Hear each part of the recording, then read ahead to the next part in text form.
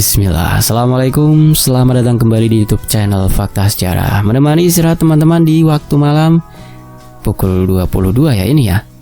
Di hari apa nih? Hari Jumat tanggal 28 November tahun 2025. Semoga teman-teman di sana selalu dalam keadaan sehat walafiat. Amin.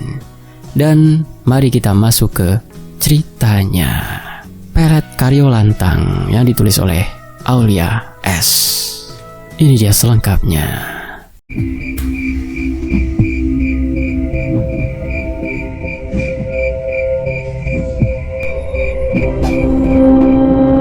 Nismi, buka. Aku tahu kamu di dalam. Buka pintunya. Gedoran pertama terdengar seperti hantaman besar pada kayu pintu rumahnya. Duk, duk, duk, duk, duk. Gedoran kedua membuat kaca jendela ikut bergetar. Suara Upay terus keluar terputus dan serak, tetapi ada tenaga yang memaksanya terus berteriak. Nismi berdiri mematung di ruang tamu kecilnya. Lampu satu-satunya memantulkan bayangannya ke dinding. Nafasnya naik turun. Tangannya gemetar memegang gagang pintu sambil mendengarkan suara di luar yang tak terdengar seperti Upay yang dulu ia kenal. Tetangga berdatangan dari celah jendela. Terlihat siluet orang-orang yang berdiri dengan jarak aman sambil berbisik cemas meski mereka berusaha tidak menarik perhatian Upay. Astagfirullah, dia datang lagi. Suara seorang ibu terdengar pelan di luar pagar. Upay, kenapa begitu? Tanya seseorang dengan nada takut. Entah, dia seperti hilang akal sejak beberapa hari ini. Nismi menelan ludah. Ia tidak tahu harus membuka pintu atau tetap diam. Suara Upay berubah menjadi lebih keras dan nadanya berat. Buka, aku harus ketemu kamu sekarang. Gedoran berikutnya membuat rumah bergetar. Nismi memundurkan langkah, namun mendengar nafas seseorang tepat di balik pintu membuatnya mematung. Nismi, aku mohon, buka pintunya. Aku butuh kamu, tolong. Nada Upay melemah. Nismi memberanikan diri membuka kunci pintu. Begitu engsel pintu bergeser, Upay langsung mendorongnya masuk dan hampir menjatuhkannya. Tubuh Upay kurus, wajahnya pucat, rambut acak-acakan seperti tidak pernah disisir, matanya merah dan dipenuhi garis merah. Nafasnya panas, melewati bibir pecah-pecah. Begitu melihat Nismi, Upay seperti menemukan udara. Tangannya langsung meraih lengan Nismi hingga membuat gadis itu meringis. Kita harus menikah. Kamu dengar? Kita harus menikah secepat mungkin. Jangan pergi. Jangan tutup pintu lagi. Jangan hilang. Aku tidak bisa tanpa kamu. Kata-katanya keluar cepat, tidak beraturan. Tubuhnya tampak tidak stabil, tetapi genggamannya kuat seperti penjepit besi. Upay, lepaskan dulu. Kamu kenapa seperti ini? Suara Nismi pelan, hampir tidak keluar. Tidak ada yang penting selain kamu. Tidak ada. Aku maunya kamu saja. Kamu harus ikut denganku sekarang. Upay mencoba narik Nismi keluar, tetapi gadis itu bertahan sambil memegang kusen pintu. Tetangga hanya menonton dari jauh, tidak berani mendekat karena perilaku Upay membuat mereka takut. Tidak, kamu tidak boleh bilang begitu. Aku tidak sakit. Kamu yang sakit kalau kabur lagi. Kamu tidak boleh pergi dari aku. Kamu milikku. Kamu harus jadi istriku sekarang. Nada sekarang terucap seperti perintah yang tidak mau ada penolakan. Tangan Upay gemetar hebat. Matanya melihat ke arah Nismi dengan tatapan yang berganti-ganti, antara penuh cinta dan ketakutan. Seperti ada dua emosi yang saling bertarung dalam tubuhnya. Tiba-tiba ia memegang kepalanya dan mengerang keras. Hentikan, jangan dorong lagi.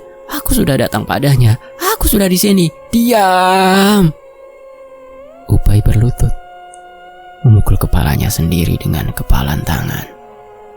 Retakan suaranya menggetarkan ruang tamu. Tetangga mulai panik. Panggil keluarganya, teriak seseorang. Akan tetapi tidak ada yang mendekat. Nismi menutup mulutnya dengan kedua tangan. Upay kemudian menegakkan badan, menatapnya lagi. Tolong menikah denganku sekarang. Tolong aku Nismi. Kalau tidak, kepalaku pecah. Rasanya seperti ada yang mendorongku dari dalam. Tatapannya kosong, tapi ada air mata yang mengalir tanpa ia sadari. Ubay, kamu butuh pertolongan, Bay. Nismi mencoba mengambil langkah mundur. Reaksi Ubay begitu cepat. Ia menarik kerah baju Nismi hingga gadis itu tersentak. Jangan pergi, jangan tinggalkan aku. Aku tidak bisa berhenti memikirkanmu. Kamu masuk ke kepala aku dan tidak mau keluar. Kamu harus menikah denganku. Kalau tidak... Kalimat itu tidak selesai. Dadanya naik turun seperti habis berlari jarak jauh. Lalu Ubay memuntahkan sesuatu. Bukan muntah seperti orang sakit perut. Akan tetapi, sebuah cairan itu jatuh ke lantai, berwarna keruh dan baunya menyengat. Nismi menjerit kecil sambil menutup hidung. Tetangga yang masih melihat dari luar pagar ikut mundur beberapa langkah. Ubay meraih rambutnya, lalu memukul pelipisnya dengan kepalan tangan. Keluar dari kepalaku, keluar, jangan dorong aku. Aku sudah datang kepadanya, biarkan aku. Kepalanya mengguncang, tubuhnya melengkung seperti cacing yang kepanasan. Nismi mendekat sedikit, mencoba menarik tangannya agar berhenti memukul kepala. Ubay, hentikan, kamu melukai diri sendiri. Sudah, berhenti, tolong lihat aku, ucap Nismi, suaranya bergetar. Ubay berhenti memukul. Ia menoleh perlahan. Tatapannya berubah. Mata merahnya seperti diselimuti sesuatu. Bibirnya tertarik menjadi senyum yang miring, yang lebih menakutkan. Kamu memanggilku. Kamu yang membuatku datang. Aku milikmu. Kamu tidak boleh menolak aku. Nismi mundur 2 langkah. Dadanya berdebar cepat. Ia tahu Ubay sedang tidak normal. Tapi ada ketakutan yang jauh lebih besar. Ketakutan bahwa Ubay tidak datang karena keinginannya sendiri. Nismi tetap berdiri di ambang pintu. Ubay mengangkat tangannya yang bergetar dan mendekati wajah Nismi. Kalau kamu menolak aku lagi, kepalaku akan hancur. Aku tidak bisa pergi. Ada yang menahan dari dalam. Kamu harus menikah denganku. Tolong Nismi. Ubay jatuh berlutut. Lututnya menghantam lantai. Tangan kanannya meraih pergelangan Nismi, seolah itu satu-satunya pegangan hidupnya. Suara nafasnya terdengar kasar, dadanya naik turun tidak beraturan. Aku cinta kamu, hanya kamu, tidak ada orang lain, tidak ada di dunia lain, tidak ada apapun selain kamu. Nismi mulai menangis pelan, bukan karena rindu atau cinta yang kembali, melainkan karena rasa takut yang menempel di pundaknya. Ubay, dengar aku. Lepaskan dulu tanganku. Kamu butuh istirahat. Kita cari bantuan. Kita selesaikan ini bersama-sama, katanya terbata. Tidak, kamu yang harus menyelesaikan. Kamu! Suara Ubay pecah menggema, membuat bulu kuduk Nismi meremang. Ubay kembali memuntahkan cairan. Kali ini lebih banyak. Tubuhnya goyah, tapi genggamannya tetap tidak mau melemah. Tolong nikahi aku. Aku tidak punya waktu. Aku. Kepalanya condong ke depan. Bahunya jatuh. Tubuhnya roboh ke lantai. Nismi terlonjak dan mencoba menarik tangannya. Tapi jari Ubay terkunci kuat pada pergelangannya. Ubay. Akan tetapi, Ubay tak menjawab. Hanya suaranya dan nafas pendek yang kemudian berubah menjadi desahan berat. Tetangga akhirnya berani mendekat. 2 orang pria masuk ke beranda rumah. Mereka memandang Ubay yang tergeletak, sementara jemarinya masih memegang tangan Nismi dengan cengkeraman yang sangat kuat. Ya Allah, kenapa dia seperti ini? Ujar salah satu dari mereka dengan nada gentar.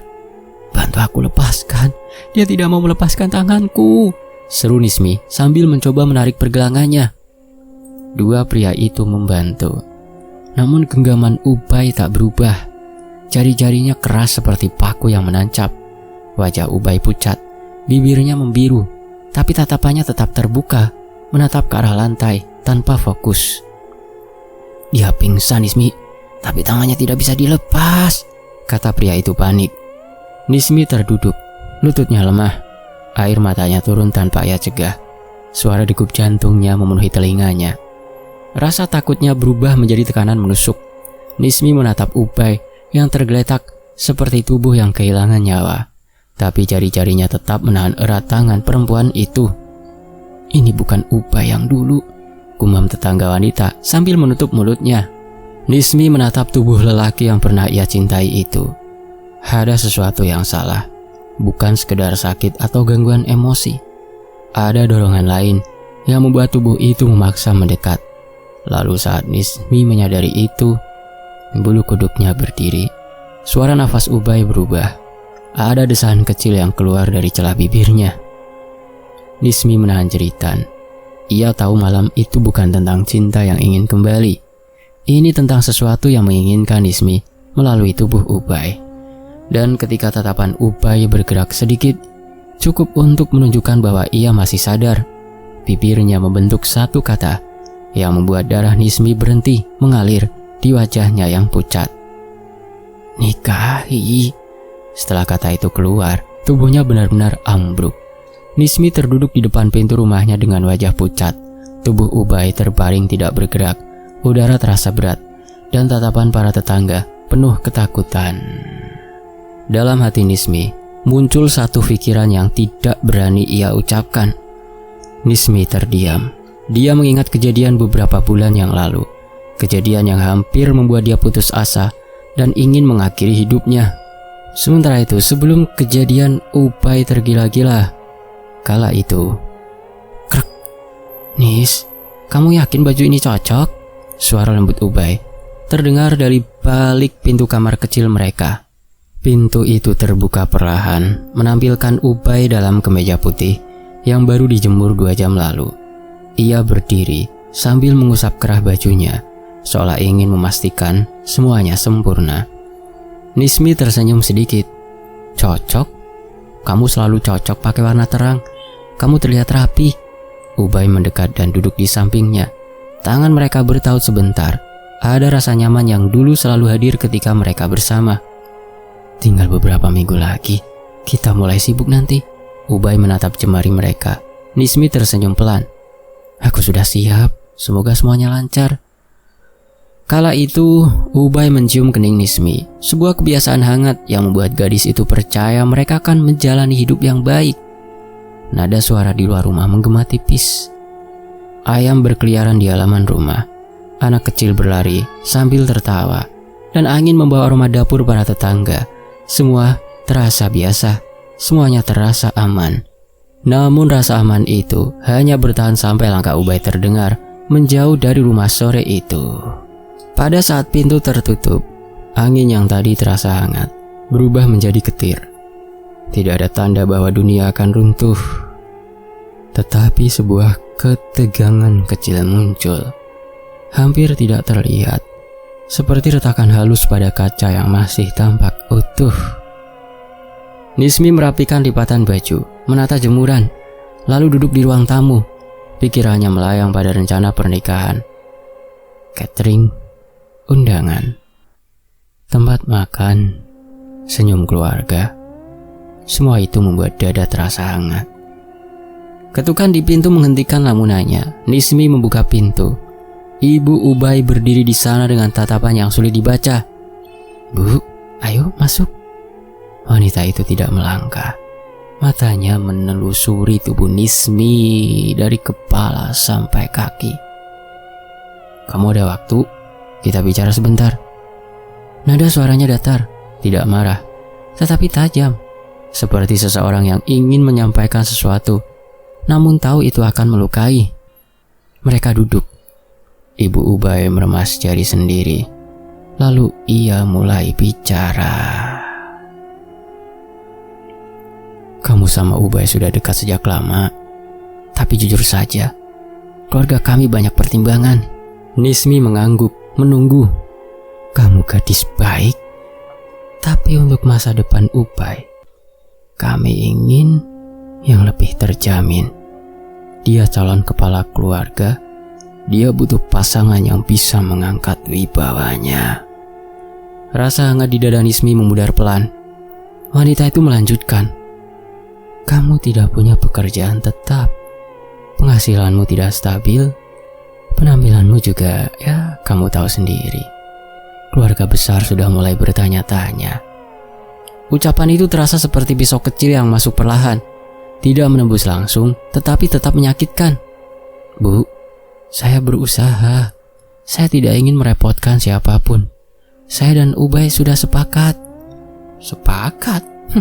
Anak muda sering bicara sepakat. Tapi masa depan itu panjang.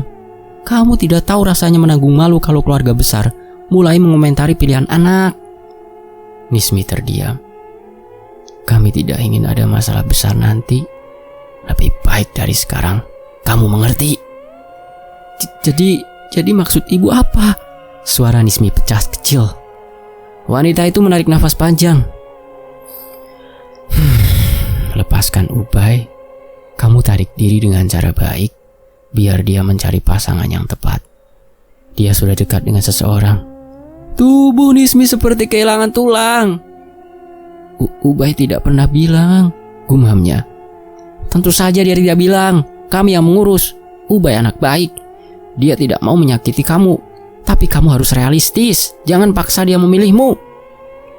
Nismi menunduk. Tangannya mencengkram kain rok. Detik itu, dunia yang tadi tampak manis berubah menjadi ruang sempit tanpa udara. Ibu Ubay bangkit. Pikirkan baik-baik. Jangan buat ini panjang.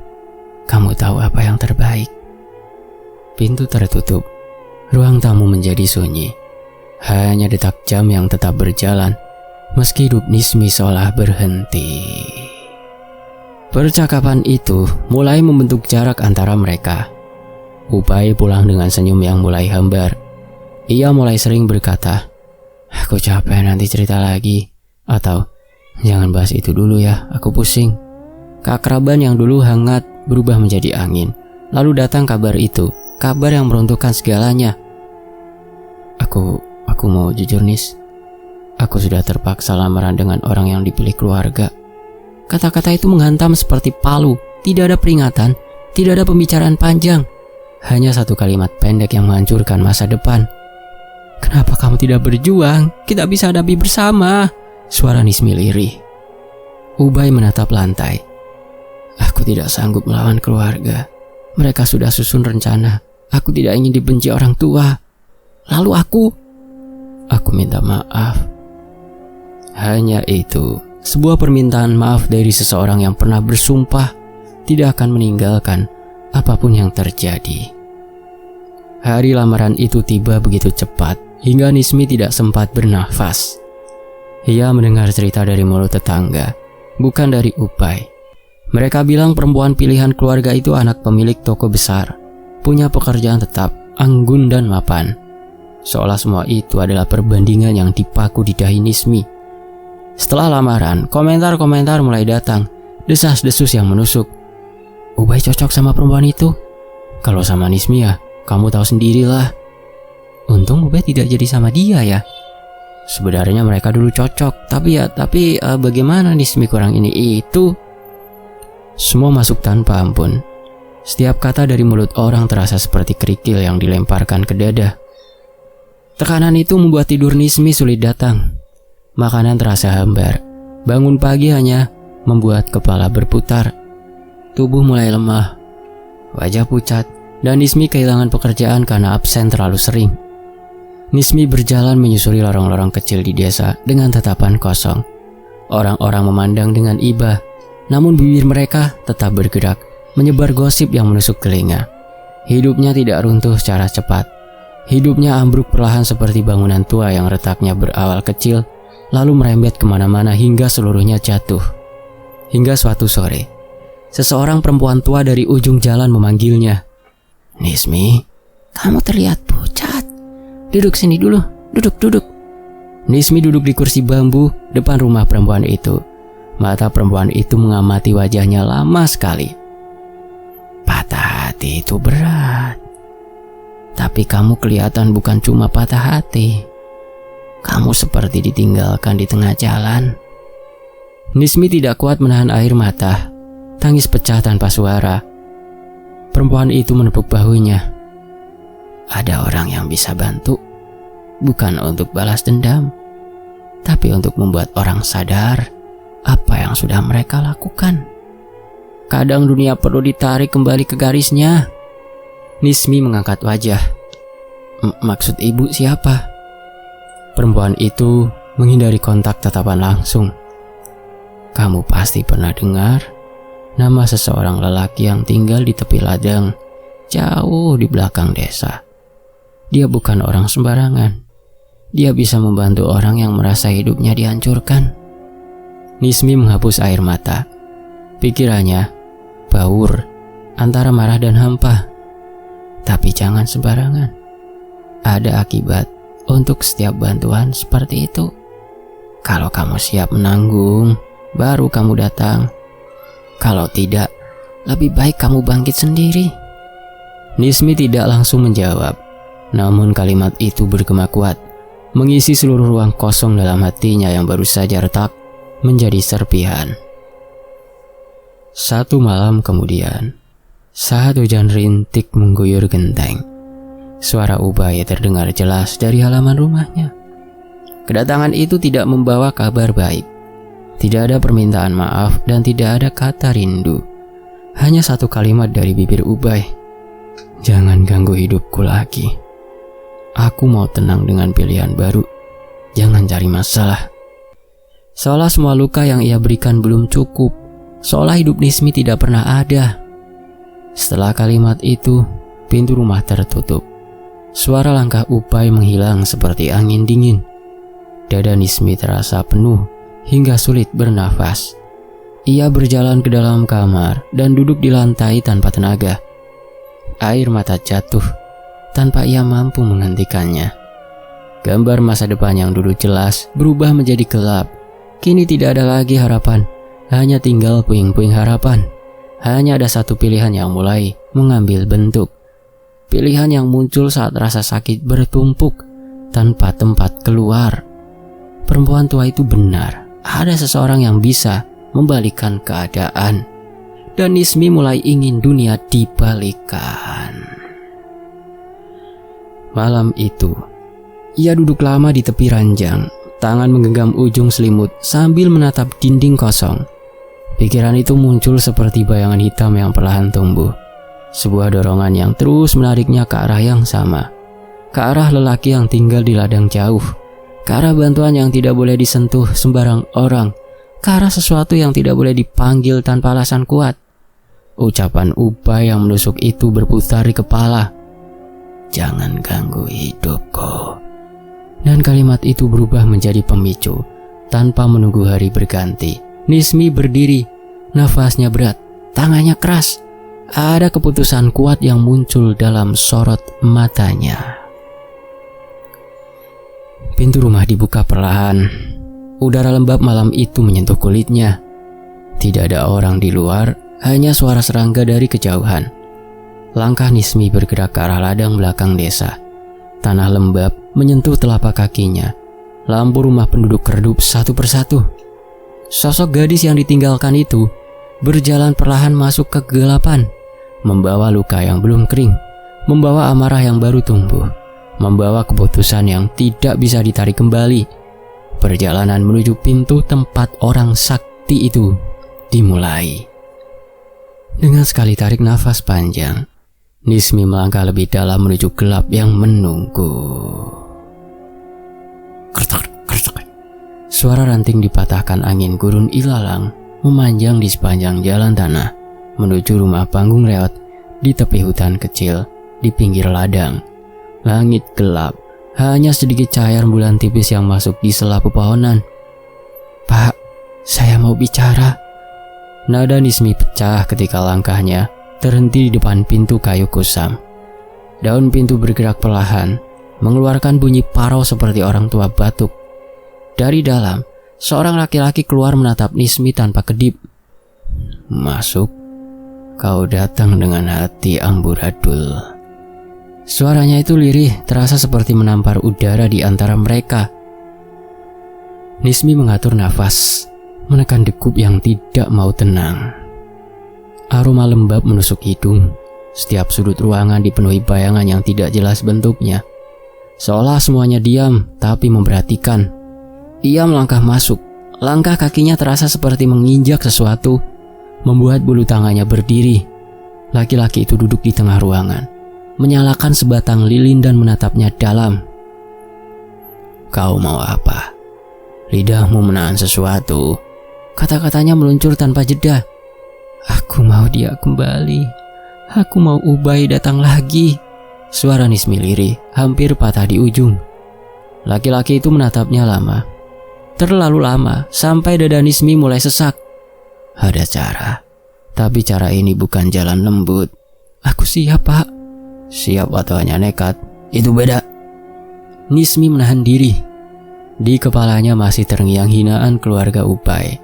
Kalimat yang menusuk, tawa meremehkan, dan Ubay yang berdiri di samping mereka tanpa membelanya. Semua itu berputar lagi, seperti rekaman yang menarik rambut tengkuk sampai tegang. "Aku mau dia merasakan apa yang pernah jatuh di pundakku." Kata itu keluar pelan tapi tajam. Laki-laki berpakaian kumal itu menggeser lilin sedikit mendekat. Bayang api memanjang di wajahnya, memperlihatkan garis tua yang menyerupai bekas goresan lama.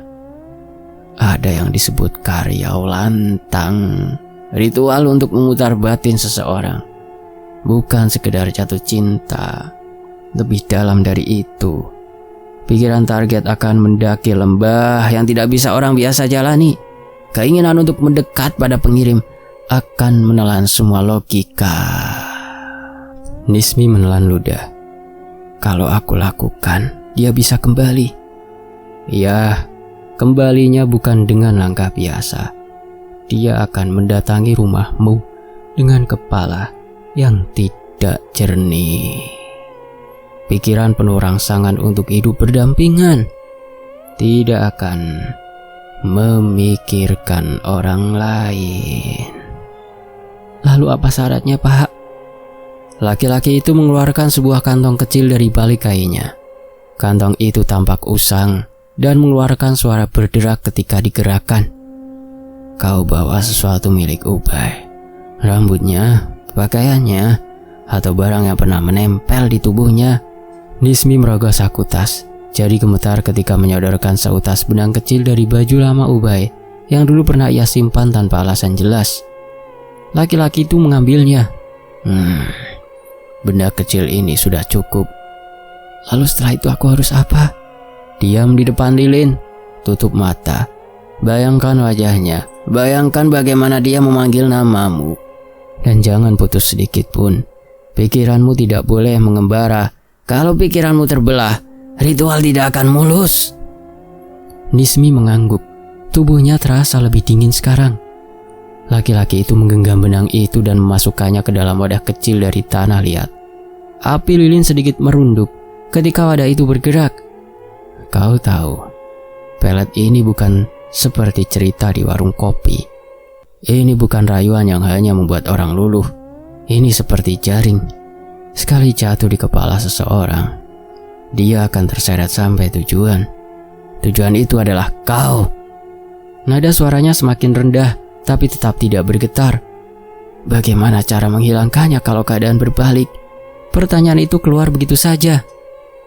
Laki-laki itu tersenyum samar. Tidak ada penghilangan. Karyau lantang bekerja satu arah. Kalau kau mengirim, kau harus menerima akhir prosesnya. Kalau target tidak dibimbing menuju hidup bersama, pikiran target akan ambrol. Nismi bergidik. Aku hanya mau dia menyesal.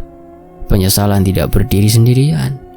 Efek pertama dari ritual ini adalah keresahan. Target akan gelisah, tidak bisa tidur, tidak bisa makan, dan pikirannya akan berputar di satu nama saja, namamu. Lalu proses berikutnya, tubuhnya akan menarik langkah menuju rumahmu, seperti orang terseret sesuatu yang tidak terlihat. Nismi menarik nafas panjang. Kalau aku lakukan, dia akan kembali. Apa itu benar? Benar, tapi kau harus ingat, Karyau lantang tidak mengerti kata menyesal. Yang dia tahu hanya hasil akhir. Kamu menikah dengannya atau pikiran target pecah seperti kaca dilempari batu. Nismi mengangguk lagi. Aku terima. Laki-laki itu memadamkan lilin dengan jari basah. Ruangan kembali gelap, hanya suara nafas mereka berdua yang terdengar. Baik, tutup mata, fokuskan niatmu, mulai sekarang. Nismi memejamkan mata, denyut jantung seperti mengetuk tulang dadanya. Ia mendengar suara lembut dari laki-laki itu. Entah apa, tidak mirip mantra, tapi lebih seperti rentetan kata yang mengalir pelan. Di balik kelopak muncul bayangan Ubay, wajah yang dulu ia cintai, wajah yang memalingkan diri dan memilih orang lain, wajah yang dulu menunduk ketika ibunya menghina penampilan dan latar belakang Nismi. Noda luka di hatinya naik seperti arus gelap. Laki-laki itu menekan bahunya. Bayangkan dia memanggil namamu. Nismi melakukan itu. Bayangan Ubay bergerak. Wajahnya menegang. Matanya mencari. Bibirnya memanggil nama Nismi dalam tatapan putus asa. Bayangan itu menempel kuat. Tidak mau pergi. Laki-laki itu berhenti melantunkan kata. Wadah tanah liat mulai bergetar halus. Nismi tidak membuka mata, tapi getaran itu terdengar seperti gigi rapuh yang saling bergesek. Suara itu membuat tengkuk Nismi mendingin. Karyau lantang berjalan. Kau boleh buka mata. Ketika Nismi membuka mata, lilin yang sebelumnya padam kini menyala kembali tanpa pemantik apapun. Api kecil itu tegak tanpa goyangan angin. Itu tandanya proses sudah menempel. Laki-laki itu berdiri perlahan. Jadi sekarang Ubay akan kembali. Nada Nismi berubah. Ada rasa gentar yang bercampur dengan harap. Perubahan tidak lambat. Dia akan mulai merasakan sesuatu di kepalanya. Seperti tarikan lembut, tapi tidak bisa disangkal. Lama-lama tarikannya keras. Keras bagaimana? Seperti ada suara yang memanggil dari dalam dirinya. Suara itu akan berulang tanpa jeda. Dia akan meninggalkan siapapun yang ada di sampingnya. Nismi menggeleng pelan. Dia sudah menikah. Itu tidak penting. Jawaban laki-laki itu cepat dan dingin. Ritual tidak peduli status. Kalau target punya pendamping, justru pendamping itu yang pertama kali melihat perubahan besar. Mereka akan heran, lalu takut. Nismi menarik udara dalam. Setelah dia kembali padaku, setelah dia menyesal, aku ingin pergi merantau, hidup baru. Laki-laki itu menatapnya lama. Kau bisa pergi, tapi jangan terlalu jauh. Kenapa? Karena kalau kau pergi tanpa arah, efek pelet tidak bisa menyentuhmu lagi. Artinya, tarikan itu tetap hidup tanpa tujuan. Pikiran target akan kehabisan ruang. Lalu apa akibatnya? Pecah. Kata itu keluar nyaris tanpa suara, namun terasa seperti menusuk telinga. Nismi meneguk ludah. Aku tidak akan menunggu semua itu terjadi. Aku hanya mau dia merasakan sakit yang pernah jatuh di pundakku. Setelah itu selesai. Karyau lantang tidak mengerti kata selesai. Kau bukan hanya memberi rasa menyesal, kau memberi arah yang tidak bisa dipotong. Nismi menunduk. Aku tetap lakukan. Laki-laki itu mengembalikan kantong tadi ke tempat semula. Kalau itu keputusanmu, terimalah segala akibat. Langit gelap ketika Nismi kembali berjalan pulang. Angin membawa suara daun saling menggesek di kanan kiri. Tangannya sedikit gemetar, tapi langkahnya mantap. Bayangan rumah laki-laki itu memudar di belakang. Perjalanan terasa panjang. Setiap langkah terasa seperti menembus kabut tipis. Kepalanya penuh suara samar, seperti gema yang tidak jelas sumbernya. Seolah ritual tadi meninggalkan sisa yang masih menempel di kulit. Ketika sampai di depan rumahnya, udara serasa menekan dada, seperti ada seseorang berdiri di tempat itu sebelumnya. Nismi menoleh ke kiri kanan, tidak ada siapapun. Pandangan matanya sempat terarah pada pintu rumah yang terbuka sedikit, seperti ada orang yang baru saja mencoba masuk. Jantungnya melonjak, namun ia mengibaskan pikiran itu. Setibanya di kamar, tubuhnya rubuh ke kasur. Pikirannya melayang ke wajah Ubay. Terbayang kembali saat Ubay memilih pergi, saat keluarga Ubay mendorongnya keluar tanpa hormat, saat ia ditertawakan. Dan kini semua itu akan berubah. Ia menutup mata. Aku ingin dia merasakan semua itu. Beberapa hari setelah ritual, kabar itu datang. Ubay tidak bisa tidur. Ubay gelisah. Ia menyebut nama Nismi berulang kali. Ubay meninggalkan istrinya tanpa penjelasan. Ubay menatap kosong ke arah jalan menuju rumah Nismi sambil menangis tanpa suara. Semua itu disampaikan oleh seorang kerabat yang ketakutan karena perubahan tiba-tiba itu. Akan tetapi, Nismi hanya mendengar dengan wajah datar. Di kepalanya hanya ada satu kalimat. Akhirnya dia merasakan. Namun di dasar dadanya, sesuatu bergetar, bukan penyesalan, bukan ketakutan, lebih seperti rasa lega yang memanas. Ia tidak tahu, ritual itu sudah menempel, tarikan itu sudah hidup, dan apa yang baru dimulai tidak bisa dihentikan. Tidak oleh dirinya dan tidak oleh siapapun. Itulah awal dari hilangnya kewarasan Ubay. Sejak kejadian Ubay datang ke rumahnya, Nismi memutuskan untuk pergi. Suara hentakan sepatu menapaki koridor terminal bus. Lampu-lampu panjang menggantung redup, menciptakan garis-garis cahaya tipis di lantai kusam. Nismi, kau jadi berangkat atau tidak? Seorang rekan kerja mengintip dari belakang bahunya. Jadi, aku cuma capek. Nismi menurunkan tas dan duduk di bangku besi yang dinginnya menusuk kulit. Ia baru beberapa bulan berada di kota itu, hidup tidak ceria, namun setidaknya ia punya jarak dari masa lalu. Beberapa rekan kerja mengenalnya sebagai perempuan pendiam yang rajin. Tidak ada yang tahu tentang ritual gelap yang pernah ia tempuh di kampung. Ia menutup mata sejenak. Bayangan Ubay muncul di balik gelap kelopak matanya. Bahunya goyang, langkahnya terseret, tatapannya kosong. Bibirnya terus menyebut nama yang sama. Nama itu terus berputar seperti kunci rusak. Nismi menarik nafas, membuka mata cepat. Nismi mengibaskan rambut, lalu bangkit berjalan keluar terminal. Udara kota menyambut dengan bau kendaraan yang bercampur angin lembab. Lampu jalan memantul tipis di aspal. Langkahnya cepat. Ia ingin pulang ke kos, mandi, tidur, dan berharap mimpi buruk tidak datang. Namun setiap sudut jalan justru seperti mengawasi. Setiap kali kepala menoleh, ia merasa bayangan panjang seseorang mengikuti gerakannya. Sampai sebuah suara terdengar pelan. Suara itu bukan angin, bukan mesin kendaraan. Nismi. Nismi berhenti, lututnya sempat bergetar. Ia menatap sekeliling. Tidak ada siapapun. Hanya deru jauh kendaraan dan beberapa toko yang sudah tutup. Ia mengusap wajah. Ini hanya lelah, gumamnya. Akan tetapi, suara itu muncul lagi. Nismi. Suara laki-laki serak dan sangat ia kenal. Nismi memejamkan mata dan menghitung nafas. Langkah diteruskan. Saat mencapai gang menuju kos, suara sandal menyeret terdengar sangat dekat. Ia menoleh cepat. Tidak ada yang terlihat, hanya bayangan benda-benda yang berdiri diam. Sesampainya di kamar, ia menjatuhkan tubuh ke kasur sambil memegang dada. Detak jantung belum kembali normal. Pandangan menatap langit-langit tanpa fokus. Bayangan Ubay muncul lagi dalam kepalanya, lebih jelas, lebih dekat. Ubay sedang duduk di tanah, menatap lurus, tangan memegang batu kecil, dan mulut yang bergetar. Nama Nismi keluar dari bibirnya tanpa putus. Nismi, Nismi, Nismi, Nismi. Nafasnya terseret. Kenapa kau muncul lagi dalam kepalaku?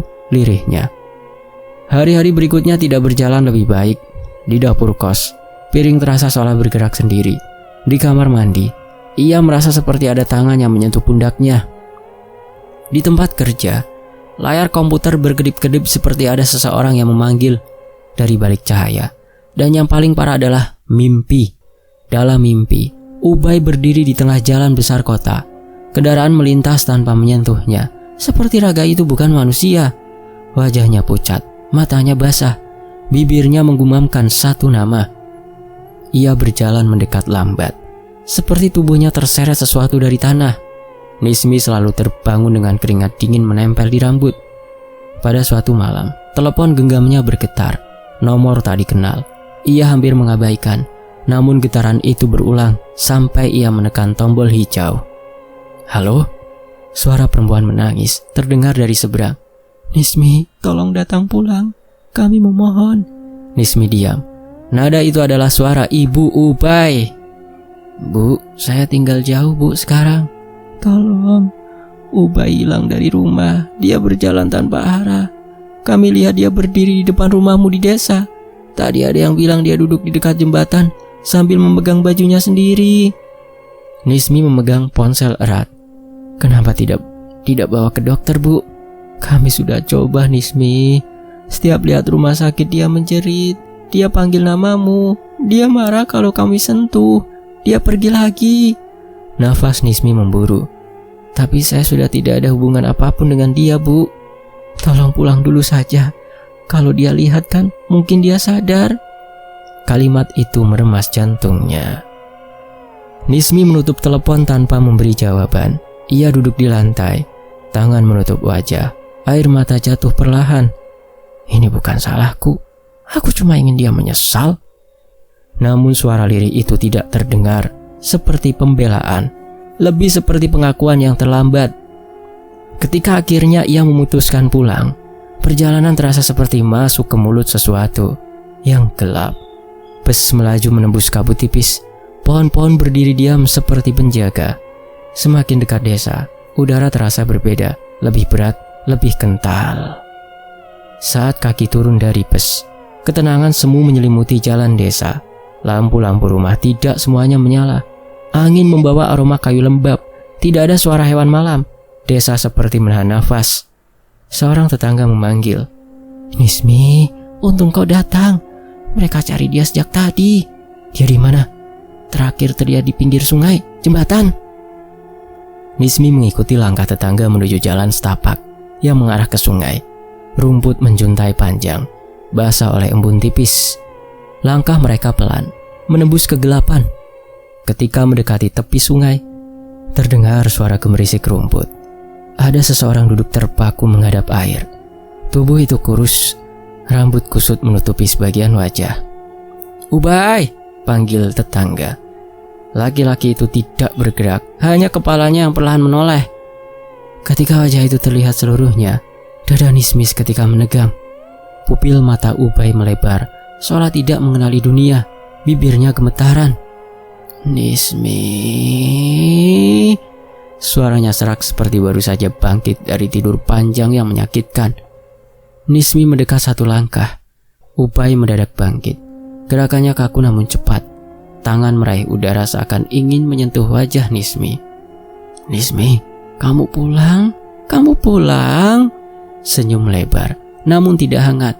Senyum itu seperti senyum anak kecil yang kehilangan arah pikirannya. Nismi mundur setengah langkah. "Ubay, tenang dulu. Tolong jangan pergi lagi. Aku sudah cari kau." Kepala Ubay miring pelan. Senyum tidak ikut berubah. "Aku dengar kau memanggilku setiap hari. Kau bilang aku pulang. Kau mau aku kembali." Nismi menggeleng. "Aku tidak pernah panggil." Ubay menatapnya lama. Nafasnya naik turun, namun matanya seperti tidak berkedip. "Kau manggil di kepalaku, Nismi. Kau bilang pulang. Kau bilang jangan tinggal dengan orang yang itu. Kau bilang namamu berputar di kepalaku." Nismi mundur lagi. Jantungnya seperti diperas. "Ubay, aku tidak panggil kamu. Itu dari kepalamu sendiri, Ubay." Ubay tertawa kecil. Tawa itu seperti suara botol pecah. "Hehehe, kau lucu, Nis. Kau panggil aku." Tiba-tiba tangan Ubay meraih tangan Nismi. Genggamannya dingin dan kuat. "Aku sudah tinggalkan semuanya. Aku cuma mau kamu. Kamu harus ikut aku." Nismi menarik tangannya cepat. "Lepas!" Tetangga mencoba menahan Ubay, namun laki-laki itu mengibaskan dengan kuat. Tatapannya kini seperti kosong, tapi penuh tekanan. "Nismi ikut. Nismi milik aku." Nismi terpaku. Dalam sekejap, suara laki-laki menggunakan pakaian lusuh dari masa lalu kembali terdengar di kepalanya. "Kalau target tidak dinikahi oleh pengirim, pikirannya akan putus." Lalu, sekarang ia melihat sendiri potongan itu. Potongan yang retak sedikit demi sedikit. Ia menatap Ubay. "Kenapa kau buat dirimu seperti ini?" Suara itu hampir tidak terdengar. Ubay tersenyum, karena baginya jawaban sudah tidak penting. Hanya satu hal yang menguasai seluruh kesadarannya, yaitu Nismi. Warga akhirnya membawa Ubay ke balai desa. Suara rintihan keluar dari bibirnya tanpa henti. Setiap kali Nismi menjauh beberapa langkah, suara rintihan berubah menjadi jeritan. Nismi, jangan tinggalkan aku. Jangan jauh dariku. Nismi menutup telinga. Ini salahku, gumamnya. Semuanya salahku. Seorang tetangga duduk di sampingnya. Kami tidak tahu apa yang terjadi dengan Ubay. Dia tidak tidur, tidak makan, hanya menyebut-nyebut namamu. Kalau melihat bayangan perempuan, dia mengejar sambil menangis. Nismi menutup wajah dengan tangan. Air mata jatuh tanpa bisa ditahan. Warga mencoba menenangkan, namun tidak ada yang benar-benar mengerti beban yang terus menghimpit dadanya. Kepala desa akhirnya memutuskan membawa Ubay ke fasilitas perawatan. 2 orang laki-laki dewasa memegang kedua tangannya. Ubay meronta seperti anak kecil yang diambil mainannya. Kalian mau bawa aku jauh dari Nismi? Lepas! Nismi, ikut aku, ayo Nismi! Nismi memalingkan wajah saat Ubay menjerit memanggil namanya. Kaki ingin melangkah maju, namun tubuhnya menolak.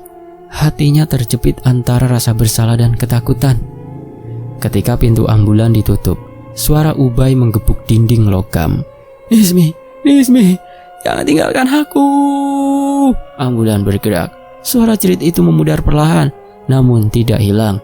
Suara itu tetap tertinggal di kepala Nismi, seperti gema yang menolak mati. Ia berdiri lama di pinggir jalan desa, lama sekali.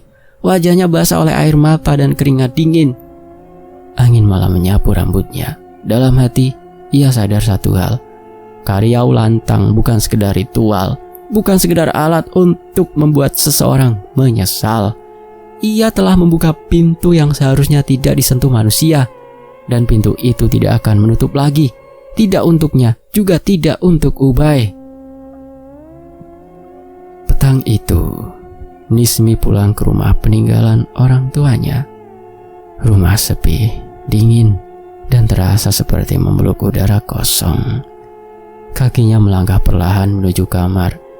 Dendamnya sudah selesai, dan Nismi akan mulai melanjutkan hidupnya tanpa percaya lagi dengan apa yang dinamakan cinta. Dan kabarnya Nismi hingga sekarang melajang. Kejadian itu terjadi di tahun 2000-an. Selesai. Demikianlah sebuah kisah, semoga bisa mengambil hikmah. Anggap saja sebagai hiburan misteri ya. Fakta Sejarah pamit, terima kasih untuk penulisnya Kak Aulia. Terima kasih juga buat teman-teman tentunya yang sudah menyimak hingga selesai. Selamat beristirahat, selamat beraktivitas. Wassalamualaikum, sampai jumpa di kisah berikutnya. Tetap di Fakta Sejarah. Alhamdulillah.